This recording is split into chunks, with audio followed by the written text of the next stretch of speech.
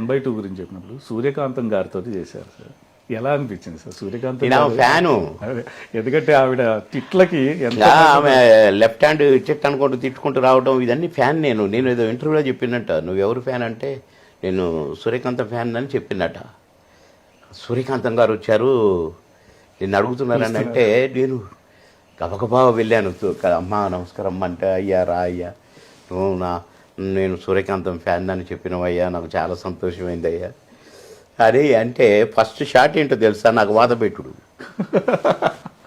అట్లా కడతో అని పెడుతుంది.